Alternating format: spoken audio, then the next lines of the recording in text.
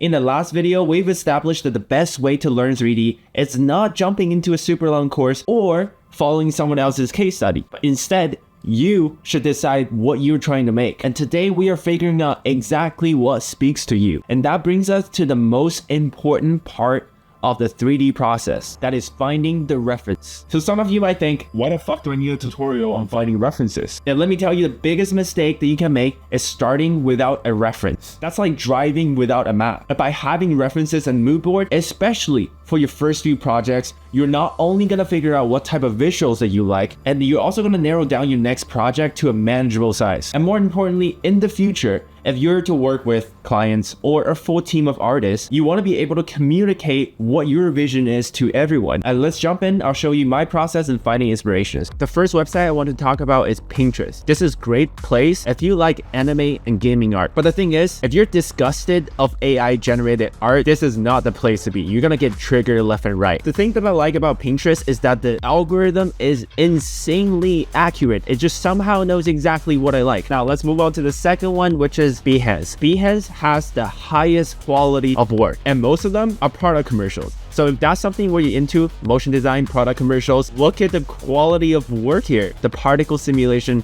how smooth the camera is, how smooth the transition is. This is definitely not feasible for your first project, but this is great to develop your aesthetics. And by the way, don't be sending this to your client. Like if your first project is, 3 or 4 figures, you're not going to be sending a 6-figure project. Be like, hey, let's make this. But what you can do is to take a scene. Let's just say you love the landscape. That's perfectly fine. Let's just screenshot this and you can create this for your next project. Now, the third website that I will talk about is a lot more low-key. It's called 𝘾𝙃𝙉𝙋𝙀𝙍𝙎. It's basically a Chinese version of 𝘾𝙃𝙉𝙆𝙎. Those key visuals that Chinese artists produce are really good. The next one is ArtStation. ArtStation is great for character creation and also environmental art. Reason being is that you not only have all those references, you also have individual artists selling resources. Once you gather all these in your own local websites, what you can do is to screenshot the ones you want to make for your next project, and you can organize it in either Figma or PureRef. Let's just say for the next project, I have these 3 screenshots to start with. And the thing that I really like is the ground features right here. I think it's very manageable to pull off. And on top of it, I like the vegetations here. And for the third image, I really like the God rays here. So I want to be able to recreate that inside of Unreal Engine. The last thing I want to talk about is